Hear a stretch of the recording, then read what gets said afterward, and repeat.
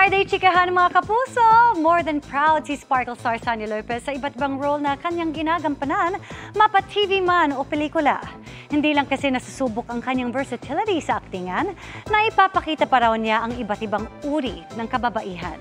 Makichika kay Aubrey Carampel.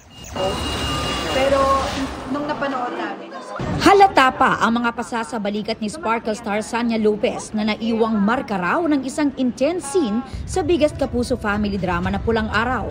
Kwento ni Sanya, kinukunan na ang mga eksena niya bilang isang comfort woman na si Teresita.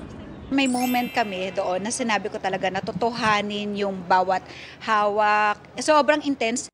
During that time na ginagawa namin to, hindi ko na-feel kahit na ano. Wala ko na-feel na sakit or ano. Alam ko lang na naibigay namin pareho yung best namin para dito sa eksena. Napakasakit ng eksena. Yun lang masasabi ko. Ginagawa raw ni Sanya ang kanyang best para maipakita at maiparamdam sa mga manonood ang pinagdaanang hirap ng mga naging comfort women noong panahon ng World War II.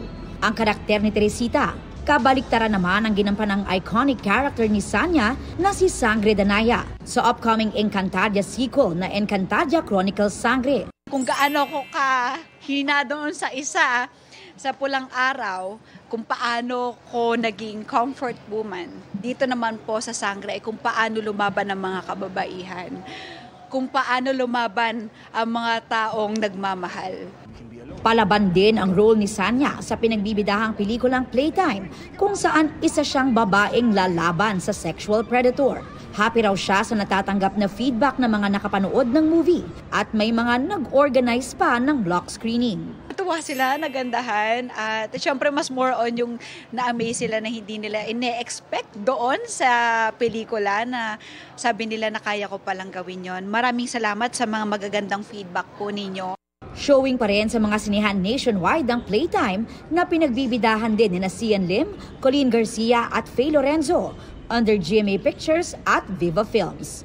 Sa ngayon, proud daw si Sanya sa kanyang mga ginagampan ng karakter na sumasalamin daw sa mga iba't ibang uri ng mga kababaihan.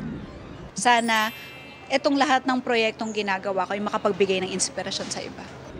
Aubrey Carampel, updated showbiz happenings.